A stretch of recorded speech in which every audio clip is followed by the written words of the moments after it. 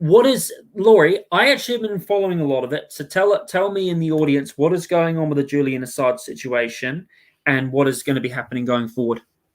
Well, his extradition to the United States looks to be imminent. It could happen any day now, within the next week, 2 weeks. He's basically exhausted every appeal at this point, and the High Court in England doesn't even want to hear his case. So it looks, unless the Home Secretary or the King puts a stop to it, or the President of the United States issues a preemptive pardon, which we don't think is likely. Joe Biden has made it very clear for a long time that he hates WikiLeaks. He called Julian Assange an information terrorist. He's definitely not a fan, and I don't see a pardon or any mercy to be shown by this president. We have tried. Well, does he even know? Is he even going to be even able to know what it is, especially with how he's struck? I don't even think he knows what's going on or what day of the week it is. I mean, he's talking to dead people. Joe Biden's having conversations with dead people. So he's not aware of what's going on. And I don't think that he would sign a pardon. I don't think anyone would put that pardon in front of him to sign. Stella, Julian's wife, she actually had. Oh, yes. Sorry. It wasn't an audience with the Pope. It was his wife. Sorry. I got that wrong earlier, Laurie, when we were talking before the show. Stella. Yes, that's his name. Her name. Yeah. And she and her children, their children, had a private audience with the pontiff, with the Pope. Was it yesterday? Day before?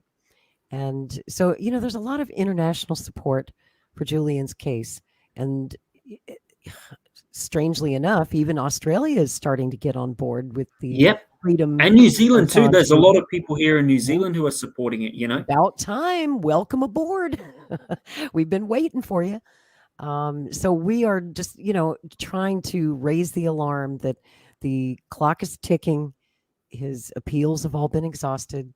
And this is our last chance, if we have a chance, to stop the extradition of Julian Assange. And it's going to take people. It's going to take getting in the streets. Finally, it's going to take large numbers of people raising hell about this to call Congress, call the White House, pick up the phone. That's even more effective than an email. A phone call is much more effective than an email. An email they can easily ignore. Phone calls, they actually have to have a secretary sit there and take that call or record that voicemail. Most importantly, you can get in the streets. And I think that that's what must happen. They're already doing it in Britain. They've been having big protests at Parliament. But here in the States, the protests happen, but they're usually pretty small. And they need to be big, big, big, big. If we're going to save this man's life. Donald Trump, for him, I really think it would be very good for him to pardon Assange. I really think what he should do if he was to become president, he said, look, I thought Assange was a criminal, but I've changed my mind after seeing the shit that, I went through, which we can agree. And now, the irony is that they're now charging Donald Trump with violating the Espionage Act. Which is ridiculous because you had Biden who created files, Obama, but Donald Trump should come in and say, look, I made a mistake. Whatever, Julian Assange is free because the government came after Trump's never going to admit he made a mistake. Trump never admits to a mistake. But he could say, I changed my mind. That's not necessarily admitting you made a mistake. You could just say, I saw some evidence that changed my mind, right? He could do that, Welsh, but I think it's highly unlikely that he will do that, because he's still surrounded by swamp creatures. And don't forget that even back in 2010, long time ago, Donald Trump, and there's a video of it circulating, he was interviewed on Fox News about WikiLeaks, and he said that he thought Julian Assange ought to get the death penalty. That was in 2010. That was in 2010. I didn't know that. Yep. Do you have a link to it or no? I can find it for you. It's out there. It exists. Sure. Nice. Yeah. So I really don't think Trump is going to do that, considering that Trump's the one who had him arrested to begin with. Trump had every opportunity over those, 2 years that he was still president. He could have pardoned Assange at any time. He could have directed the Justice Department to drop the charges. He did not. So I think we know where Trump stands, and I don't think he's going to change his mind. But there's a little hope. Robert F. Kennedy Jr. has said that on his first day in the White House, he would pardon Julian Assange. Better yet, he would also pardon Edward Snowden. He would upgrade Chelsea Manning's conversation to a full pardon. What about Ross Ulbricht? He was asked about that just a couple of days ago, specifically about the Russ Ulbricht case. He was asked about that at Pork Fest, which is a libertarian gathering every year in New Hampshire. Also very anarchist, isn't it? It's got anarchists too. Yeah, it is. So, of course, they asked him about the Russ case. And he said that, and it was an honest answer. He said that from what he understood of the case, it sounded like Russ shouldn't spend his life in prison, but he didn't commit because he said he really didn't know enough about it yet, and he wants to do his homework before he commits to a full pardon. But he did promise to take a look at that case, and he seemed to demonstrate, I think, a pretty good knowledge of what that case is all about. So he wasn't unaware of it. And he probably knows more about that case than Trump ever knew about the Assange case. Trump proved himself ignorant of the facts time and time and time again. And usually when Trump was asked about the WikiLeaks case, he would always just kind of shrug his shoulders and go, I don't know anything about it. I never heard of WikiLeaks. I don't know. So Trump would just play dumb. And maybe he is dumb about it. Maybe he is as dumb as he sounds when it comes to how I view Trump is, Laurie. By the way, there are a lot of Trump supporters watching this who I'm friends with. I've got nothing against you guys. I think you guys are all cool. We're all out our opinion. You get what I mean. Respect to you guys. Keep up the good. Sorry about that. I'm just a bit. I'm over-worrying a bit. I had on my show, Strange Bedfellows, the podcast I do last night. I had a great debate with the biggest Trump supporter I've ever known. Is he a nice guy? He's been my best friend for 40 years. He's listening right now. He's tuned into your show because really? Hey mate, how are you? Oh no, I'm guilty. Say hi, Paul. Oh, no. I feel very bad for talking. I was kidding, mate. No, you're gonna love this, mate. He's actually Welsh. He's from Wales. He lives in the United States, but he's native Welsh. So I thought you might like that. And we had a great talk last night on Strange Bedfellows. You know, I'm a Kennedy supporter. I'm a volunteer recruiter. I work on Kennedy's campaign, and I make no bones about it. I think Kennedy's the best man for the job. But we had a great debate because Paul is the biggest Trump fan that I know. I mean, he's literally got a museum in his house of Trump memorabilia, and the precinct chair for his local county precinct, and very devoted Republican. So we had a great debate about RFK Jr. versus Trump, and if it were a head-to-head match next November, who would win and who should win. And wow, it's a wonderful debate because we're the best of friends. So it stayed civil and friendly, and we never got to throwing insults at one another. It's not that kind of a debate. By the way, there's a girl called Art of Dominique here. She says still here, and sorry, the screen is going a bit slow at the moment. Sorry, Dominic, the connection's a bit strange. Canadian. She says she is Canadian. I'm on a Canadian news show, a couple of times a week. I'm on Maverick News with Rick Walker, which is Maverick News is Canadian. Wow. Yeah, Rick's up in Canada. God. He's in Ontario, and I'm the American correspondent down here in the States. But shout out to Maverick News. And to the Dominique, who's from Canada. That's a French name, Dominique is. Yes, I might think she is from the French provinces of Canada. Canada. As they say. So, Laurie, who do you think should be Robert F. Kennedy's vice VP? Some people say, what's the other woman's name? What's her name? Williamson? Oh, Marianne Williamson. Yeah. Marianne Williamson would be good. Some people say that, Trump should join sides with him, but that'll never happen. Some people say Tulsi Gabbard. Who do you think should be his VP? Well, that's a choice that only Bobby Kennedy can make, and I hope he chooses very carefully because he knows there's a target on his back. right? We know what they did to his Uncle Jack. We know what they did to his father. And he knows there's a target on his back. If he should be so lucky, so blessed to make it to the White House, he's going to need a vice president that he can trust, just in case. So I think, or who I would like to see, would be Tulsi Gabbard. Same here. I I think think our country Tulsi would would be in be. very, very good hands with Tulsi if anything happened to Bobby. Yeah, I think Tulsi would be brilliant. I think Ron Paul's son would be outstanding, even though he's not a Democrat or a libertarian. But it yeah, feels I love like, Rand Paul. Yeah, but he's Ron in the Paul's Trump son. camp. Ron Paul's He's so friend. loyal to Donald Trump. I don't think he's going to switch teams. I think he's going to stick with Trump.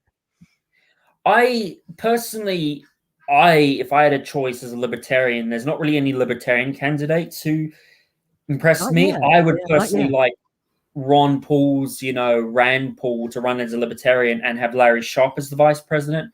But, Ooh. Robert F. Kennedy Jr. with Tulsi would be very good. But you know what's funny? It doesn't even feel like Robert F. Kennedy's running for the Democrats. He feels like he's running for more like a third party. Same with Trump. That's like the feeling I get.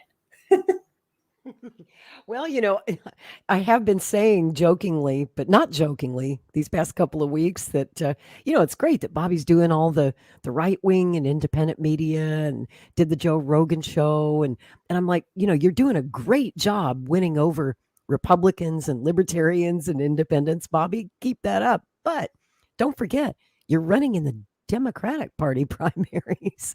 It's the Democrats you have to convince, because you're doing well with the independents and the centrists. You're doing good with them, but they can't and probably won't vote in the Democratic Party primary. So you're going to have to find a way to reach Democrats and get them to vote for you. That's the challenge. And right now, I mean, there's hardly any left-wing media that will have him on. All the None. podcast The invitations and CNN, lists are for CNN him. won't have him on. It's And if they do, they try and treat him like he's a nut, or they try to make him look bad. They won't give him a fair interview, fair hearing. What is your opinion on the other girl, Marianne Williamson? Not really a big fan. I disagree with a lot of her policies, primarily Ukraine. She supports Ukraine. She wants to keep arming and funding them, and that's a deal breaker for me. Fortunately, I have a candidate that I'm excited about in Kennedy. So, I'm glad I have an option, because I could not bring myself to support any pro-war candidate. That's why I can't get excited about DeSantis or some of the Republicans. God, Ron DeSantis. Yeah. He is, well, that's another story for another date. Yeah. So, Lori, before we finish up, is there anything else you would like to say to the audience and me? Yes, I would like to tell everybody within the sound of our voices tonight that we are having a birthday party. I guess you'd call it a party, a birthday vigil for Julian Assange tonight. It's going to be on Twitter Spaces. So we want to do it on Twitter Spaces because you can reach so many people around the world, and it's free. It doesn't cost you anything. If you want to speak, if you want to ask a question or participate, all you need is a cell phone and an internet connection, and you can join. So you don't have to wait, you don't have to spend money for a phone call or anything like that. We're going to start this space tonight at 8 p.m. Eastern time. And the idea is to start the space in the United States and try to keep it going. We've got a whole lot of really excellent guest speakers taking part. So I think once everyone's had their say, it'll probably be the middle of the night, our time, but it'll be early morning over there, your time. So the idea is that our friends across the pond, over there in England, across Europe, in Australia, and around the world can join us as they wake up and start their day. And this Twitter space is going to be moderated by myself and my Maverick News co-host, Rick Walker. And we've got an amazing lineup of speakers. We've got Scott Ritter. We've got Jose Vega. We've got Diane Sayre, the U.S. Senate candidate. We've got the chair, the national chair of the Libertarian Party, Angela McArdle. will be I've had her speaking. on twice. She's very, very Oh, cool. yeah. Very Okay. good. Yeah, you know Angela. She's great. And we're going to have Misty Winston, Misty, Sarcasm yeah. Stardust. She's going to be Misty, I've speaking. seen some of her work before. She's wonderful. She's on TNT Radio Live. Caleb Maupin, who's a reporter for RT Television, and Jay Scott, host of the Jay Scott Ascension. And gosh, who else? We've got Craig Yopasta from the Convo Couch. Yeah, Will I've be had there. Craig on. Have Have you? I know Oh, him. he's great. And Kynan Thistlewhite from Declaring Independence, the podcast with Jose Vega. I had Kevin Gustola confirmed, and then he just messaged me a little while ago saying he has a family situation come up, but he will try to join us if we're still going when all that's over with. And some surprise guests too, who don't want to publicize their appearance, but they might just kind of show up and surprise us. So some friends, some family of Julian's, a lot of journalists and people who care. And we just want to get as many people together to remember him on his birthday, to pray for him, to send a message to the world that somebody cares. And you know, it amazes me that nobody else was doing a Twitter space for Julian. So that's why I started it. I'm a Twitter Spaces host. Everybody should be doing a Twitter space to him, We're even the only conservatives and one. And I leftists. thought, man, Because he's one guy who's really exposed, you know, the elite in a way with their crimes, what they want to do to this world. It's just. And think of all the things we wouldn't know if it wasn't for Julian Assange. You know, Nope, we wouldn't know a lot. There's so much that we wouldn't know. And we should thank him, and we should pardon him. And in my opinion, we should pin a medal on him for all that he's endured. And most of all, we should pay him. We should compensate Julian and his family for the horrible things that we've done to them. And we should apologize. But you know, the Americans never apologize. There's a joke, and it's not a joke. We say being American means never having to say you're sorry. So it seems like, you know, even if we give Julian a pardon, we will never lower ourselves to apologize, even though we owe him a great big fat apology. And there's only one politician that I know of who's willing to do that, and that's Robert Kennedy Jr. He's the kind of guy who would hand Julian a pardon and an apology. Well, thank you very much, Laurie. It was a pleasure having you again for the second time. Thank you. Thanks for having me. I love talking to you, Welsh. Thanks. And I just want to say to everybody, thank you for joining the Welsh Republic podcast episode 117. Please go and check Laurie's stuff out. She's a fantastic podcast. Actually, before we go, where can people find you, Laurie? Sorry about that. I was sitting here talking about this big Twitter space, and people are like, great, okay, where do I find you on Twitter? You can find me at Real Laurie Spencer on Twitter. And the Twitter space info for Julian Assange, if you'd like to join, is pinned right at the top of the page. So come join us tonight, 8 p.m. Eastern, until whenever we decide to stop talking about Julian. But we're going to keep this going as long as we can. Yeah. Anyways, like I said, everybody, go subscribe, check out Laurie. She's a fantastic journalist. Very good. I also say free Julian Assange. He's an absolutely important guy. Happy birthday to him. And I wish him, you know, freedom for all. And happy 4th of July to Americans. Happy 4th of July to you guys too. And you too, Laurie. Thank you. Thank you. Thank you for joining the Welsh Republic podcast episode 117. Please remember to like and subscribe, everybody. Share this video around. Take care, everybody. God bless you all. And goodbye for now.